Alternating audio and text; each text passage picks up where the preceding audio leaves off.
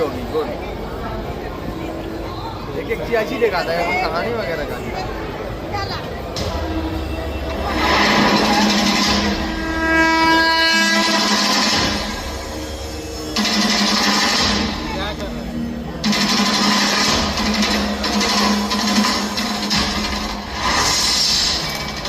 श्रावणी मेला त्योहार और उत्सवों का देश कहलाते हमारे भारत में शिव जी की भक्ति के लिए श्रावण मास महत्वपूर्ण है। झारखंड के देवघर में स्थित बैद्यनाथ ज्योतिर्लिंग 12 ज्योतिर्लिंगों में से एक है। यह तीर्थ 51 शक्ति पीठों में से भी एक है। यहाँ पर शिव और शक्ति का एक साथ विराजमान होना इस तीर्थ को अधिक महत्वपूर्ण बनाता है। यह अर्धनारीश्वर का एक पवित्र स्थान है जो पुरुषों और महिलाओं की समानता को दर्शाता है।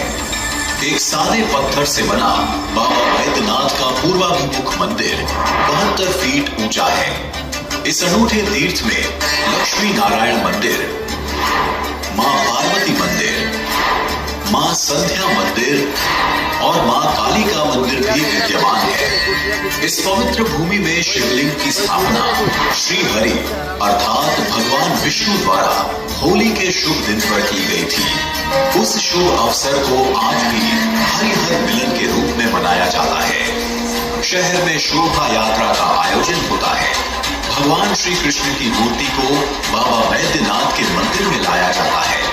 यह भारत का एकमात्र तीर्थ है जहां शिव जी को गुलाल भी अर्पण होता है। भारत के प्राचीन और अत्यधिक लोकप्रिय तीर्थों में से एक इस अद्वितीय तीर्थ में हर साल श्रावणी मेला लगता है।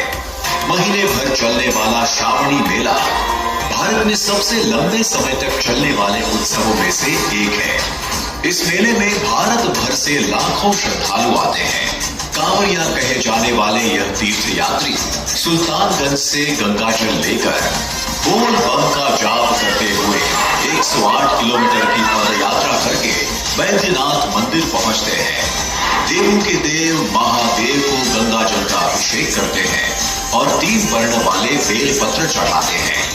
इस पवित्र यात्रा को पूर्ण करने वाले को अश्वमेध यज्ञ का पुण्य मिलता है। झारखंड के देवघर के भाग्य में ऐसे बेजोड़ तीर्थ का निमित्त बना था लंका नरेश रावण।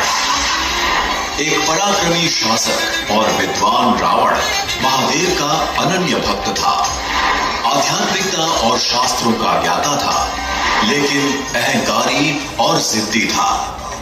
इसी अहंकार के कारण उसने भगवान शिव को कैलाश पर्वत से लंका ले जाने का मन बनाया। इसके लिए वह कठोर से कठोर तपस्या करने के लिए भी तैयार था। उसने अपना सिर शिव जी को अर्पण कर दिया। शिव जी ने उसे नया सिर दे दिया। उसने जब 10वीं बार अपने सिर का बलिदान दिया, तब भगवान शिव उसकी तपस्या देखकर प्रसन्न हुए, उसकी इच्छा का स्वीकार किया, लेकिन एक शर्त पर। शिव जी की प्रसन्नता से स्वर्ग में हाहाकार मच गया। देवताओं ने भगवान विष्णु की मदद मांगी।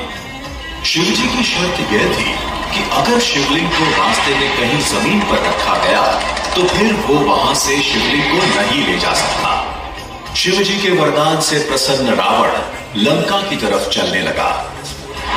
देवगण व्याकुल था। रावण के अधिक शक्तिशाली हो जाने के डर से चिंतित था। तभी भगवान विष्णु ने देवी गंगा का आह्वान किया और रावण के शरीर में प्रवेश करने को कहा, जिससे रावण को लघु शंका के लिए रुकना पड़े।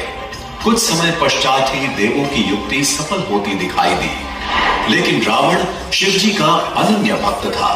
वह जानता था कि लघु शंका के पश्चात बिना हाथ धोए शिवलिंग को छू नहीं सकता। उसने मदद के लिए आसपास देखा तो उसे एक चरवाहा दिखाई दिया, जो चरवाहे के भेष में भगवान विष्णु थे। चरवाहा शिवलिंग को उठाए रखने के लिए सहमत हुआ। रावण शीघ्र ही लौट आने की बात करके निकल पड़ा। गंगा जी ने रावण के शरीर से बाहर निकलने में बहुत समय लिया। शिवलिंग को अधिक देर तक उठाए रखने में असमर्थ चरवाहे ने शिवलिंग को जमीन पर रख दिया। रावण ने लघु शंका के पश्चात हस्त प्रक्षालन के लिए पानी ढूंढा, लेकिन आसपास कहीं पानी नहीं था। उसने धरती से पानी निकालने के लिए